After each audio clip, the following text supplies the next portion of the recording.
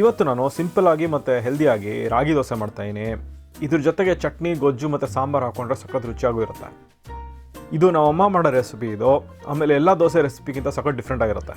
ಇದಕ್ಕೆ ಬೇಕಾಗಿರೋ ಎಲ್ಲ ಇಂಗ್ರೀಡಿಯೆಂಟ್ಸು ಮತ್ತು ಮೆಜರ್ಮೆಂಟ್ಸ್ ಎಲ್ಲದನ್ನು ನಾನು ವಿಡಿಯೋ ಡಿಸ್ಕ್ರಿಪ್ಷನಲ್ಲಿ ಹಾಕಿರ್ತೀನಿ. ಅದನ್ನು ನೀವು ಬೇಕಾದರೆ ಚೆಕ್ ಮಾಡ್ಬೋದು. ಆಮೇಲೆ ಇದನ್ನು ಶುರು ಮಾಡೋದಕ್ಕಿಂತ ಮುಂಚೆ ದಯವಿಟ್ಟು ಲೈಕ್ ಮಾಡಿ, ಆಮೇಲೆ ಸಬ್ಸ್ಕ್ರೈಬ್ ಮಾಡ್ಕೊಳ್ಳಿ. ಓಕೆ, ಮೊದಲು ಒಂದು ಬಟ್ಲಿಗೆ 1 ಕಪ್ಪಷ್ಟು ಉದ್ದಿನಬೇಳೆ ಹಾಕ್ಕೊತಾ ಇದ್ದೀನಿ. ಆಮೇಲೆ ಒಂದು ಕೈ ಹಿಡಿಯಷ್ಟು ಅವಲಕ್ಕಿ ಹಾಕ್ಕೊತಾ ಇದ್ದೀನಿ, ಮೀಡಿಯಮ್ ಅವಲಕ್ಕಿ. ಇದನ್ನು ಚೆನ್ನಾಗಿ ಒಂದು 2-3 ಸತಿ ತೊಳ್ಕೊಂಡು ಇದನ್ನು ಸೋಕ್ ಮಾಡಬೇಕು. ಸೊ ಚೆನ್ನಾಗಿ ಇದಕ್ಕೆ ನೀರು ಹಾಕ್ತಾಯಿದ್ದೀನಿ.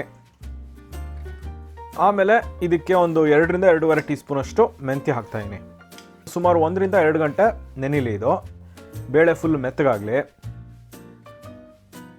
ಇವಾಗ ಇದು ಚೆನ್ನಾಗಿ ನೆಂದಿದೆ. ಇದನ್ನು ಒಂದು ಮಿಕ್ಸಿನಲ್ಲಿ ಇಲ್ಲಾಂದರೆ ವೆಟ್ ಗ್ರೈಂಡರಲ್ಲಿ ಹಾಕ್ಕೊಂಡು ಫುಲ್ಲು ನುಣ್ಣಗೆ ರುಬ್ಕೊಬೇಕು. ಎಷ್ಟು ಬೇಕೋ ಅಷ್ಟು ನೀರು ಹಾಕ್ಕೊಂಡು ರುಬ್ಕೊಬೋದು.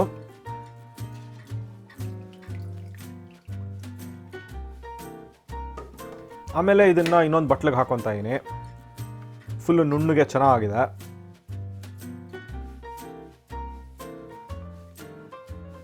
ಇವಾಗ ಇದಕ್ಕೆ ಒಂದು 4 ಕಪ್ಪಷ್ಟು ರಾಗಿ ಹಿಟ್ಟು ಹಾಕ್ಕೊತಾ ಇದ್ದೀನಿ.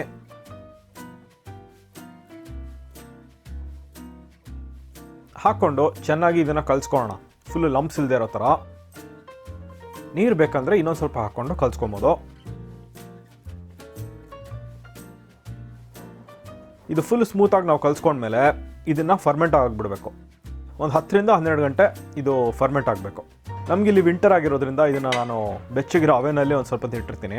ಆವಾಗ ಕರೆಕ್ಟಾಗಿ ಫರ್ಮೆಂಟ್ ಆಗುತ್ತೆ. ಇವಾಗ ಫುಲ್ಲು ಕರೆಕ್ಟಾಗಿ ಫರ್ಮೆಂಟ್ ಆಗಿದೆ. ಆ್ಯಕ್ಚುಲಿ ಇದನ್ನು ಇನ್ನೊಂದು ಸ್ವಲ್ಪ ದೊಡ್ಡ ಪಾತ್ರೆಯಲ್ಲಿ ಇಡಬೇಕಾಯಿತು. ಆಲ್ಮೋಸ್ಟ್ ಸ್ವಲ್ಪ ಚೆಲ್ಲೋಗಿತ್ತು. ಫುಲ್ ಬ್ಯೂಟಿಫುಲ್ಲಾಗಿ ಫರ್ಮೆಂಟ್ ಆಗಿದೆ. ಫುಲ್ ಏರಿಯಾಗಿ ಸಖತ್ತಾಗಿ ಸಾಫ್ಟ್ ಆಗಿದೆ. ಇದಕ್ಕೆ ಉಪ್ಪು ಹಾಕ್ಕೊಂಡು ಚೆನ್ನಾಗಿ ಕಲಿಸ್ಕೊಬೇಕು. ನಾನು ಈ ದೋಸೆನ 2 ಥರ ಮಾಡ್ತೀನಿ. ಒಂದು ಫುಲ್ಲು ಪ್ಲೇನಾಗಿ ಮಾಡ್ತೀನಿ. ಫುಲ್ ಎಷ್ಟು ತೆಳ್ಳಗೆ ಬೇಕೋ ಅಷ್ಟು ತೆಳ್ಳಗೆ ಹಾಕ್ಕೊಂಡು ಇದ್ರ ಮೇಲೆ ಒಂದು ಸ್ವಲ್ಪ ಎಣ್ಣೆ ಹಾಕ್ಕೊಂಡು ಮಾಡ್ಕೊಬೋದು. ಫುಲ್ ಕ್ರಿಸ್ಪಿ ಆಗಬೇಕು ಅಂದರೆ ಇದನ್ನು ತಿರುವಾಕ್ಬಾರ್ದು. ಒಂದು ಮೀಡಿಯಮ್ ಫ್ಲೇಮಲ್ಲಿ ಇದನ್ನು ಬರೀ ಒಂದು ಕಡೆ ಮಾತ್ರ ಬೇಯಿಸ್ಕೊಬೇಕು ನಿಧಾನಕ್ಕೆ. ಸಾಫ್ಟಾಗಿ ಬೇಕು ಅಂದರೆ 2 ಕಡೆನೂ ಬೇಯಿಸ್ಕೊಬೇಕು. ಓಕೆ, ಬ್ಯೂಟಿಫುಲ್ ಆಗಿದೆ. ಎರಡನೇದು ನನ್ನ ಫೇವ್ರೇಟ್ ವೇ ಹೇಗೆ ಅಂದರೆ, ಒಂದು ಸ್ವಲ್ಪ ದೋಸೆ ಹಿಟ್ಟನ್ನ ಸೆಪ್ರೇಟ್ ಮಾಡ್ಕೊಂಡು ಇನ್ನೊಂದು ಬೌಲ್ಗೆ ಹಾಕ್ಕೊಂಡು ಇದಕ್ಕೆ ಸಣ್ಣದಾಗಿ ಹೆಚ್ಕೊಂಡಿರೋ ಈರುಳ್ಳಿನ ಹಾಕ್ಕೊತಾ ಇದ್ದೀನಿ.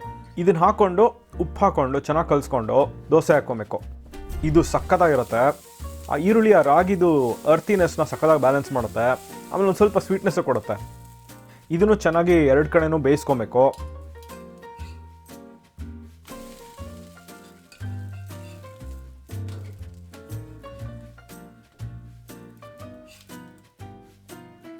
ಅಷ್ಟೇ, ಸಖತ್ ಈಸಿ ಇದು ಮಾಡೋದು.